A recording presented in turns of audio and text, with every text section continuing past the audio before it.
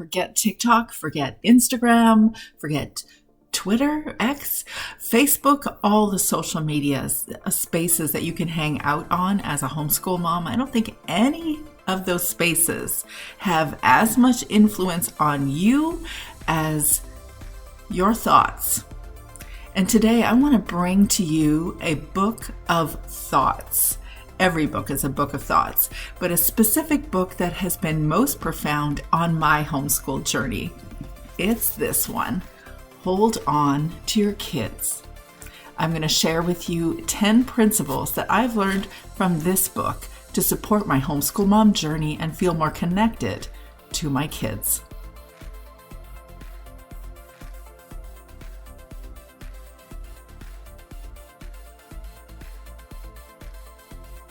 If you've ever felt like you're stuck in a cycle, pushing for academic success or, doing all the things as a homeschool mom, but at the expense of feeling connected to your kids, this video is for you. I want to share insights from a book that's shaped my homeschool journey. This book, Hold On to Your Kids by Gordon Neufeld. In it, Neufeld emphasizes the power of attachment in a child's development.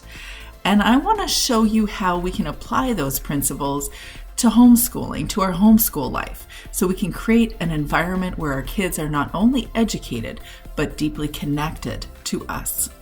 One of Gordon Neufeld's core ideas is that our kids need to be connected or attached to us and not primarily attached to their peers to truly thrive. Well, as homeschool families, not coincidentally, this is a built-in benefit most of the time. Gordon Neufeld says our children want to belong to us, even if it doesn't feel that way, and even if their words or actions seem to signal the opposite.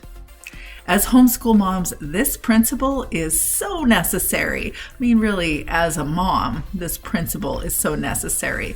But we get so many more moments with our kids that sometimes we get enough negative feedback or feedback from our kids that signals to us, I'm not sure that they want to feel connected to us because I'm not seeing it with their words or actions. And yet we're taught that attachment to our kids, Gordon Neufeld lays it out in his book, that attachment to our kids creates a foundation for everything else. Connection, a safe space, emotionally safe, socially safe, academically safe, so they can pursue their interests, follow their rabbit trails, feel alive and connected, and really go down deep the things that matter to them most. That's why connection is the most important thing to our homeschool kids. It's funny that a lot of people believe that homeschooling actually isolates kids or makes them overly dependent on their parents. I know I heard that in my homeschool years too. I still do because I'm still working in this space. But I have noticed two things. I've noticed a lot of things about socializing and that entire discussion, like don't get me started. Okay, I'll just keep it to two things. It's that they're definitely not isolated. I suppose there can be random scenarios in any life experience where you can say, yeah, well, this isn't the typical trend, but I suppose there can be moments where someone might be somewhere. But the common trend is not that they're isolated. It's that they're never home. They're always doing social things. There's always activities for homeschool kids. But there's also this concept that kids can be overly connected or dependent on their parents. And when I've noticed this, that when our kids feel genuinely connected to us, they feel safe to actually go out and explore more. They are more likely to do things that are riskier or considered unusual for a child that age. Have you experienced that with your kids? You might notice, if you're paying attention to homeschool kids, that they're capable of having some deep dive conversations with adults, and they're not uncomfortable about it. They like learning. They don't assume they know everything, but they also ask a lot of questions. They're not self-conscious about those questions. There's actually a remarkable ability for kids when they feel safe to go out into the world and do big things. independently earlier than you might expect because they feel safe and connected. He says to foster independence, we must first invite dependence. To promote individuation, we must provide a sense of belonging and unity. So let's debunk a few more myths, shall we? One myth we often hear is that homeschooling harms socialization. But whether Gordon Neufeld intended it or not, his work tells us that attachment is the key to healthy social development. Kids feel securely attached to their parents, and when they are, they more confidently engage with others. In his words, if children are not attached to us, their peer relationships will become more influential than their relationship with us, parents. Now let's get practical. How do we build that deep emotional connection with our kids? Here are some actionable steps based on Neufeld's principles. 1, we can build in daily one-on-one, or as I call it, eyeball-to-eyeball time. Even in the busy homeschool schedules that we often create for ourselves, we must prioritize eyeball-to-eyeball time. There is no, I must do this once a day for an hour with each child expectation. It is that you are doing it routinely or regularly, whatever that means to you, but routinely enough for that child to know that they are seen, heard, and understood. They get real eyeball-to-eyeball time with them. It sometimes means that you're empathetically listening to them, really engaging in the things that matter to them. Instead of just reacting to their behaviors, take a moment to listen to your child's emotions. It's challenging, I know. It was extremely challenging for me as I wasn't comfortable with my own emotions, let alone my children's emotions. But the goal is to really listen to what is the subtext to their big emotions. Also, if you want to be an empathetic listener, you can spend time listening to them share their stories from their dreams, or the thing that they did last week in the co-op, or their discussion around their Lego builds, or what's going on with their dolls. If you're really engaged in what matters to them, that's empathetic listening. Every human wants to be seen, heard, and understood.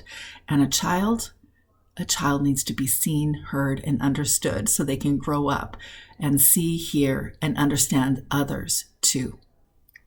Another actionable tip that you can engage in order to build connection with your kids is to ask them what they want to learn.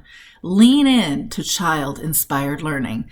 Give your child a say in what and how they learn.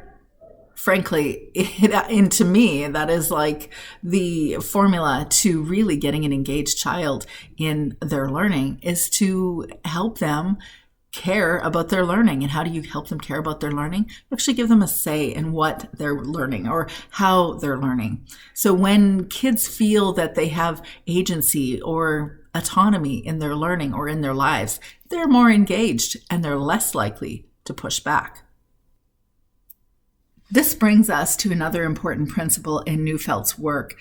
It's about how attachment actually influences motivation. So commonly I hear the question, especially when I'm doing a consultation, one of the first conversations that I have with a homeschool mom to get clear on what's really her challenge. What is the thing that she wants to overcome in her homeschool life? And oftentimes, not always, but oftentimes there's a discussion about, my child isn't motivated. How do I get my child motivated? Sometimes some people will say, well, you'll just require them to do it until they get their screens. And though I understand that concept, and perhaps there are times and spaces for that too, I don't think that's actually motivation. I think that is preventing consequences. They don't want to experience a consequence, but that's not motivating. Motivation is internal. It comes from inside. So how you're motivated might be differently than how I'm motivated. And each child in our homeschool is also motivated differently.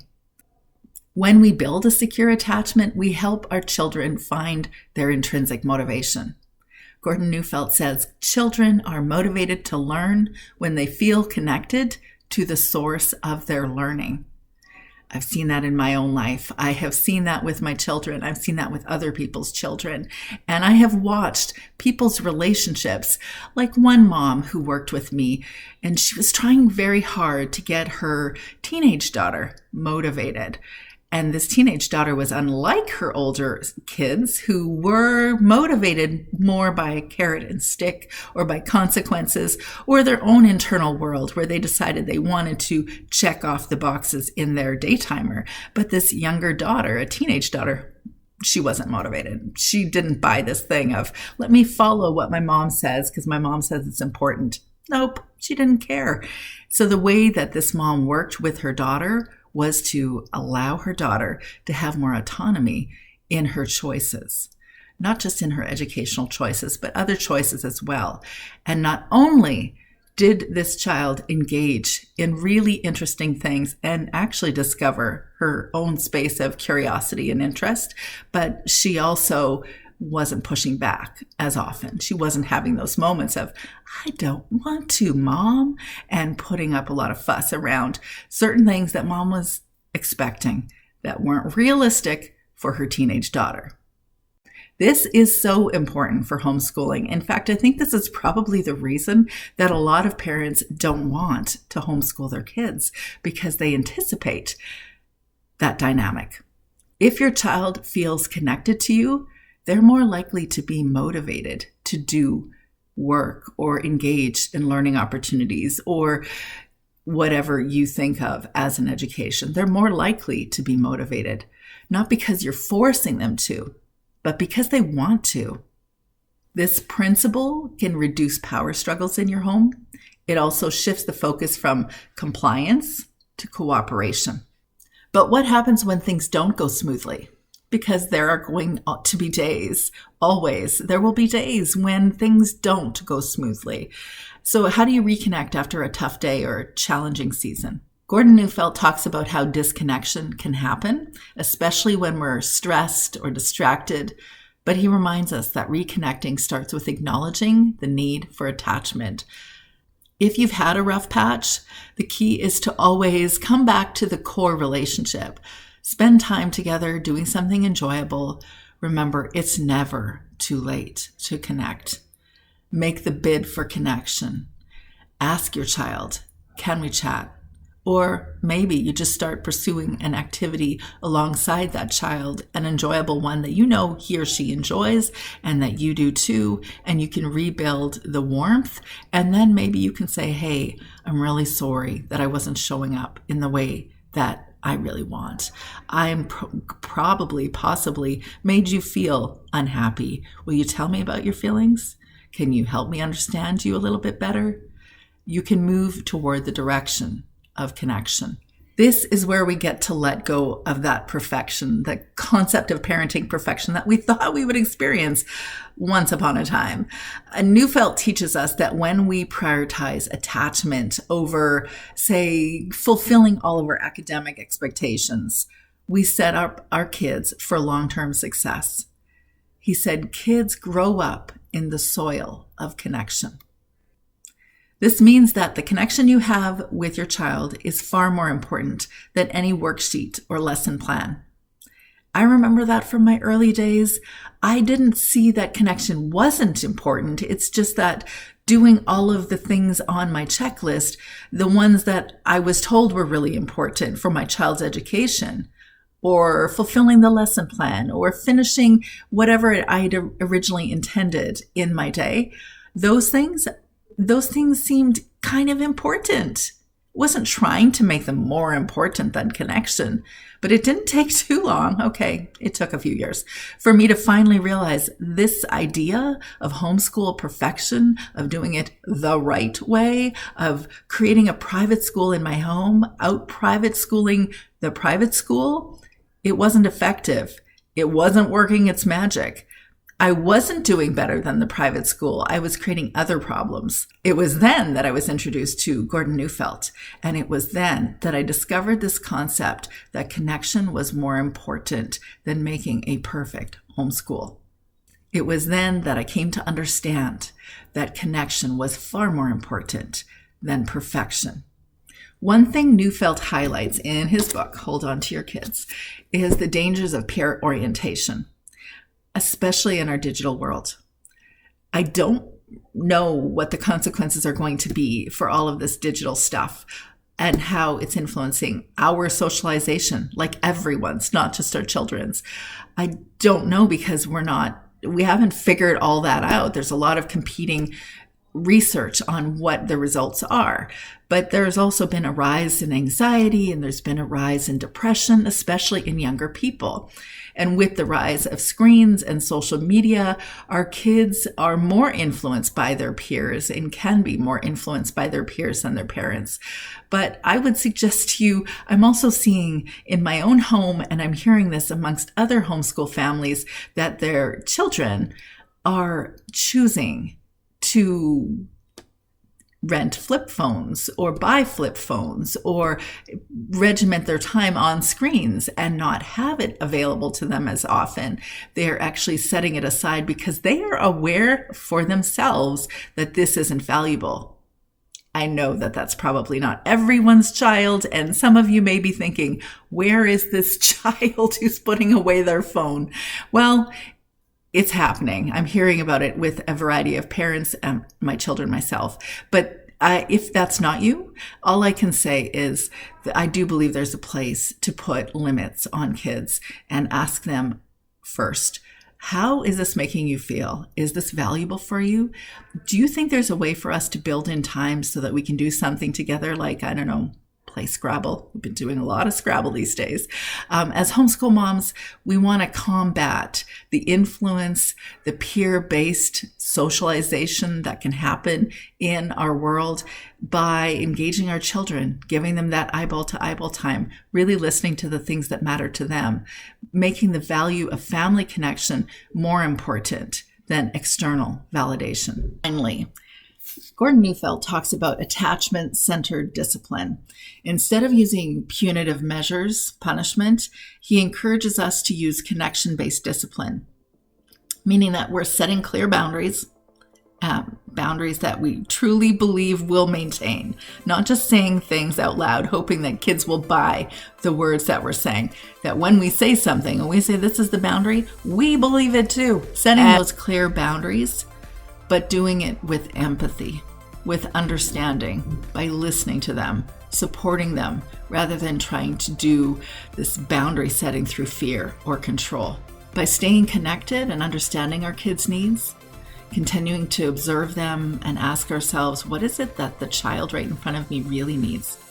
We help them grow into emotionally intelligent individuals who can manage their own behaviors and feel connected to us and their most important people. And I suppose it needs to be said that we need to do some fun activities, build attachment learning opportunities with our kids, but I don't really think I need to say that to a bunch of homeschool moms. You are cooking together or going for nature walks or telling family stories, having very interesting debates and discussions around the kitchen table. I know you are. Those moments, those simple ways to connect are super important. They are so bonding and probably your most important educational time with your family. Those moments of connection often become the most memorable lessons. So let's keep our kids close.